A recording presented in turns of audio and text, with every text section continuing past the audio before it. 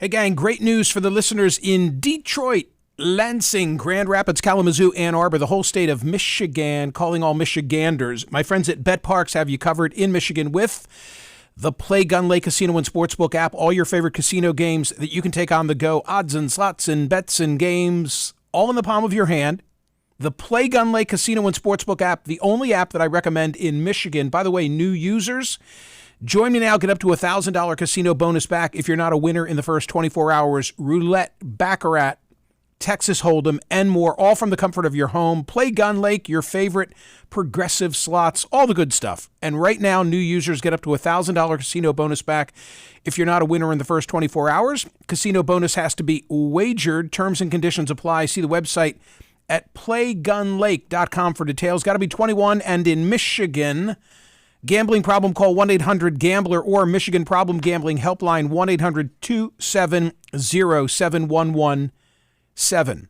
Time now for the headlines from Smerconish.com, the Monday edition of the daily newsletter. I found this to be really of interest. And if you saw the thumbnail for today's conversation on YouTube, you'll see the reference to the Supreme Court of the United States. They're two different headlines on the same story, and they're both accurate. But I thought that one was more appropriate than the other. The first headline was from Ipsos. Ipsos is the polling partner of ABC, and it said, Americans split on recent Supreme Court decisions. Americans are split on the recent Supreme Court decisions. There have been a number of them that have been very controversial, not the least of which is affirmative action. The Axios headline on the exact same data, Supreme Court's silent majority. And whereas Ipsos and ABC highlight that the American people are really divided on these recent Supreme Court opinions, Axios, and I'm with Axios in terms of how I would have written the headline. In fact, how I did write the headline for Smerconish.com. Axios instead says, albeit by small margins, that in each of three recent Supreme Court decisions, a majority of Americans side with the court. So here's the Ipsos write-up. The Ipsos write-up is, and they're both accurate. They're both accurate, but it just goes to show the power that comes in the media hands with editorializing when you've got a story that really can be glass half empty, glass half full. Ipsos, in polling conducted June 30 through July 1, just after the Supreme Court overturned affirmative action, struck down the Biden student loan forgiveness plan, and ruled in favor of a web designer seeking to deny service to same-sex couples, a new ABC News Ipsos poll finds the American public is split on the decisions. Now I go to Axios. Axios coverage.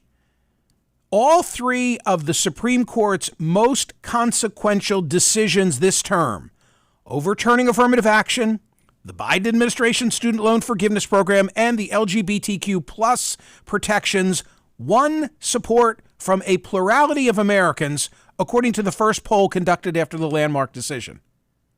If you want to know the actual data, how many support restricting the use of race as a factor in college admissions, it was 52%. Disapproving 32%, 16% not sure. What percent approved of striking down the Biden student loan forgiveness plan? 45%. Disapproved, 40%. In the middle, 14% not sure. The website designer case, 43% approved with the Supreme Court, 42% did not. I thought it was really interesting because I'll tell you this, if it had gone a different way, and if those numbers were reversed, believe me, you'd have seen the media say that a majority or plurality, because it's actually both, depending on which of these decisions, disagree with the court. Americans oppose the Supreme Court of the United States. I thought it was significant, TC, that instead, I hear you. The people seem to side on these very controversial topics with the court. Right. And there's such a verbal, this is such a conservative court, is it? Or is it really now actually speaking for the majority? Fascinating. Look at that insight that I just provided to you and to the audience. That's What? why I'm here. I'm going home now. What would we do without you? That is what I say. I don't know. Truly. Wither on the vine. Wither on the vine. The Rye Observer, RYE. Correct. Yes. Oh, jeez. Polling results quickly. Friday, should cities impose a criminal penalty for sitting, sleeping, or lying on a public property? Talked about this case. This is the Oregon case, the Ninth Circuit. 81% said no, cities should not impose criminal penalties. I came back to the well with a different version of this on Saturday, 32,000 and change, which is more cruel and unusual, fining the homeless or leaving them alone. 64% said fining them is more cruel and unusual. Yesterday, how about this? Should the U.S. send cluster munitions to Ukraine? 78% said yes, they should. New York Times today with a lead editorial talking about the flawed moral logic of this. There is flawed and troubling logic in the face of widespread global condemnation of cluster munitions and the danger they impose to civilians long after the fighting is over. This is not a weapon a nation with the power and influence of the United States should be spreading. I'll get into that, I'm sure, with Admiral Stavridis tomorrow. And today, in line with my conversation with Professor G. Scott Galloway, to instill more fairness and equity in admissions, should the nation's most prestigious universities dramatically expand their enrollment? You know, should Harvard be running a summer school? Should Harvard be having an online component so that more people get the wealth of what you have? The extension school is what they call it. Well, Scott wants to take it up several notches, and he says like many more people could have the benefit of a prestigious degree that comes from those upper tier schools. Don't miss the exclusive content, by the way, thinking of homelessness, from Dr. George Harris today at Smerconish.com. Unsheltered Reality, decoding the legal implications of homelessness.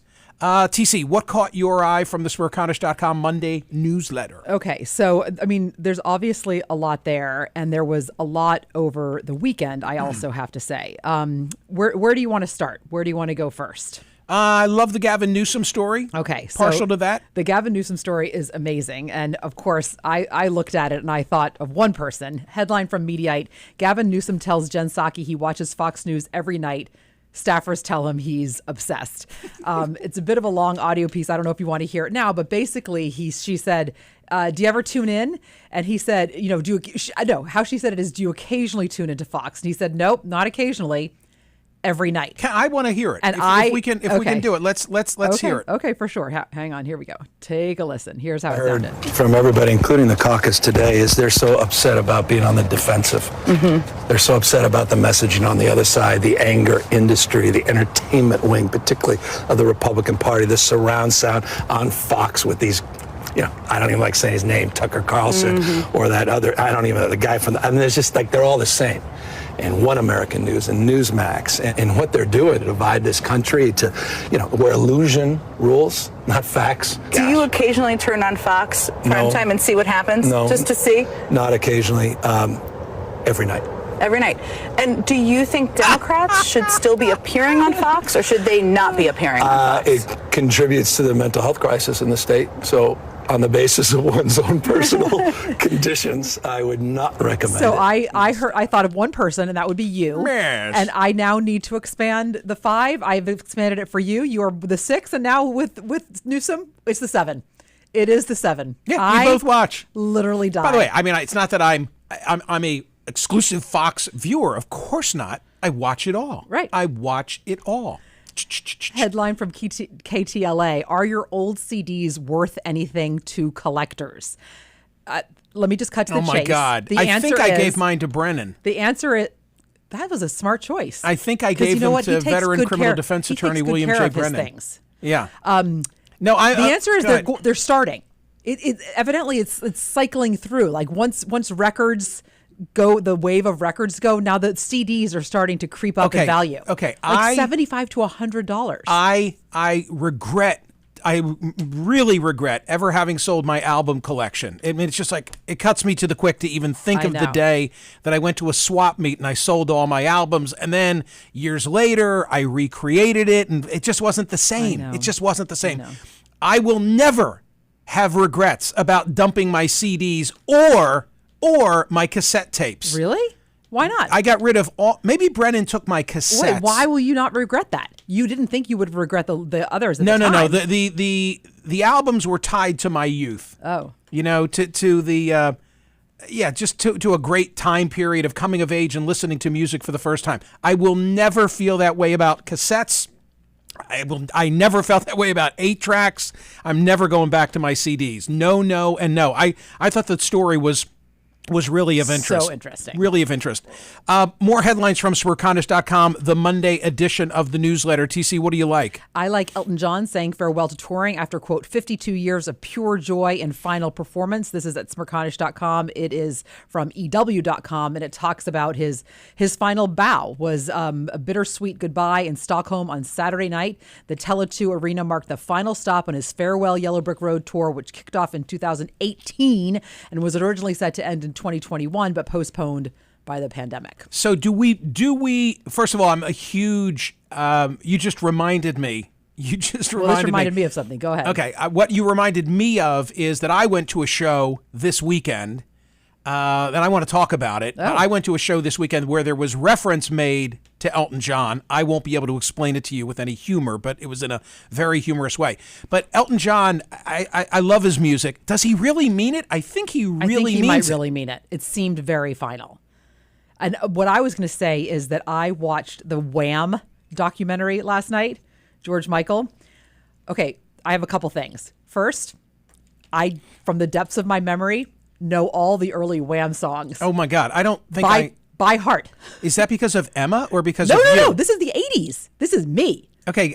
This is like 14-year-old TC. Is this Wake Me Up Before You Go? Correct. Okay. I don't think I can. Bam, I am a man. Job or no job. I don't think I can name anything other than Wake Me Up Before You Go. I even know the rap part of it. Like, it was terrifying. It was a terrifying situation. But Elton John played a big role in that because Elton John was a huge George Michael fan. And it was very touching to see like a young Elton John and a young George Michaels. And it was really, really, really interesting. There's a story at Smerconish.com today, not only about Elton John and his final performance, but also the boss, Yes. Bruce Springsteen, enduring through the rain in Hyde Park, which is also a great piece. So this weekend I went to see a show. It was not a music show, but it was a comedy show. I went to see Bill Burr, whose comedic work I really enjoy. I've watched all of those Netflix specials and particularly recommend Red Rocks if you've never seen any of his work. But I went to see him in Atlantic City with my good friend Mike Baldini, and with my sometimes fill-in host here, Dr. Maz. What a trio. So the three of us saw Bill Burr. I hope they won't mind me saying that we were together at Bill Burr, because Burr's a bit politically incorrect. Oh, I'm not familiar with his work. I hope I'm not tarnishing Maz's, stellar reputation and Mike's as well. So, in other words, he is politically incorrect. I don't know. I'm not familiar with his work. Okay. Yeah, he's politically incorrect. Okay. He's an equal opportunity offender. All right. He is a working class guy from Boston with great street smarts, and I think he's a very close observer. Were you just laughing your ass off the whole time? Whole time. Well, I was not laughing at the inappropriate parts, okay? I was just sitting there stone-faced and offended. Okay? I'll tell you something interesting. So this was at the Hard Rock Casino in Atlantic City. I've never had this experience before, at least not as far as I know. Actually, my wife told me when I told her, she said we went to Dan Rather's performance and we had to surrender our phones, but not like this. Whoa! You had to surrender your phones? So when you entered Bill Burr, you got and I've read about this. A lock bag? Because schools use the same technology. Tell me all about it. A Yonder bag. So an email came in advance of the show, and it said this. This is a reminder that the use of cell phones, smartwatches, cameras, or recording devices will not be permitted at the Bill Burr live show at the Hard Rock on July 8. Prior to entering the show, all phones and smartwatches will be secured in Yonder pouches that will be unlocked at the end of the show. You will maintain possession of your items locked inside the bag during this time. Anyone seen using a device during the performance will be escorted out of the venue by security. Like, no bullshit. This is it. So we also got magged. So wow, before, what is? I mean, is he afraid of someone stealing his work, or he's yes, afraid of? He has to be. Okay, he's got all these guys. Okay, they all do this. TC, I know that he's not someone with whom you're familiar, but just to let you know, like, how hot a commodity he is. No, I'm familiar with the fact that he's a hot commodity. I know that. Last year, he became the first comedian to work Fenway Park. Yeah, no, I remember that. Fenway Park. Yeah, okay. He's a Boston guy, and he can't let his material. He's on tour right now. I totally get it. Okay, I get because an idiot is going to sit there like recording the jokes, posted on YouTube, and then ruin it. And he's constantly up. Yeah. I watched him. I could watch sort of the wheels. Our seats were really good seats because I bought them within an hour of them becoming available. So we were in the third row, dead center. Fun. And there were a couple of women in front of us who were totally hammered, and he engaged one of them in his act. So we were close enough that, like, she was going to get not picked on, but engaged. So what is my point? My point is that I was able to, I think, watch him mentally assess the crowd for political material. Oh, interesting. And decide, who to talk to, who to go after, and how much. Yeah. I mean, he told jokes at the expense of Trump, and he told jokes at the expense of Biden. And as he noted in his comedy, he could sense that this crowd was much more open to hearing those jokes at the expense of Biden. Oh, interesting. By the way, he sussed it out. he made a really great point. This is going to almost demean his comedy because I won't pull it off. But he talked about how if you were out on the boardwalk and there were an old timer there who was struggling with his gait. Yeah. Maybe took a tumble. Right. Maybe had an ice cream cone and dropped it or some such thing, although I think he spoke of funnel cake. You'd be looking at like, that poor, you'd have such sympathy for that, for that 82-year-old. Right. Like, oh my God, that old guy, can somebody help him? Right. And the minute instead he's not an old guy on Steel Pier, right, but he's the president, you're like, F him, that guy, he's old, get rid of him. It was so well told and so well done and made such a really good point at the same time. Yeah, yeah. So really got a kick out of his. And so how does it work? How does the lock bag work? Oh, okay. So now when you leave the venue. No, what is it? No, I needed the beginning. What does it look like? Does it look like a Ziploc bag? It's a little pouch and you slide your phone in it and it seals. How is it clean? And it seals. Is it clean? Good question. Look clean. And then you can't get in it. Trust me, you can't. So, slid it in my pocket. Now on the way out, you know how in retail stores for clothing, there's a device and you need the gadget to unlock it? So they had a number of people standing there with the gadget, 5,000 to 6,000 people. I was about to say, so they have to have a big staff Yeah. and they quickly unlock your pouch and take it. And you're done. Wow. Yeah. That is so interesting. Yeah. Really funny guy. By the way, just to circle back to Elton John, the jokes that he told about Elton John were about, Elton John final tour and so on and so forth. And this was a dig at the Trump audience where he said, that I wish I could tell the whole way he told it. I can't. He said, but that there are like guys who are there loving Elton John's music, who are homophobic. Yeah. Who are totally homophobic and have there's something you need to know. Have some cognitive dissonance. Like just sing Tiny Dancer. Oh my gosh. So I apologize to Bill Burr for not being able to pull off a good imitation of his comedy. Really funny. But he was a really funny guy. That's amazing. He was a really, really funny guy. And he is a guy How old is he-ish? 52 or 53. Okay. 52 or 53. Okay. I just so respect the ability of someone like that to be able to come out on that stage with nothing but a stool and a mic. And I'm sure on the notes, teleprompters. I'm sure on the return feed there's probably something Okay. that spurs him along. Okay. But no. He's totally comfortable with his material. Wow. And for an hour and 15 or 20 minutes, it's just him. Yeah. It's just him. That's really cool. So, and it was great to be with Mike and and with Maz. And Burr What has a trio. And Burr has a movie coming out, I think this weekend, called Old Dads, of which he is one in real life. I'm pretty sure he wrote it, directed, and stars in it. You gotta be kidding me. And in the trailer that he shows, his son is playing sports and gets hurt, and he literally comes up and rubs dirt on the wound and like, hey, get back in there. Some dirt in it. It looks to me like it's, remember Will Ferrell Yes, in Old School? Okay. Yeah. And he goes back in the fraternity. Running I think naked in the street. Vince Vaughn is in Yes. that. It seems like Hysterical. it's that, except for parenting. Okay, well, I'm in. There's my commercial All right. for Bill Burr. Wow. Yeah. So, gang, go vote on today's poll question, please, at Smerconish.com. I know you're a subscriber, right, to the daily newsletter. You ought to be by now. Give TC some play on TC After Dark. Oh, by the way, people digging their Frisbees and beach towels, Smerch merch. Yeah, great stuff. See ya.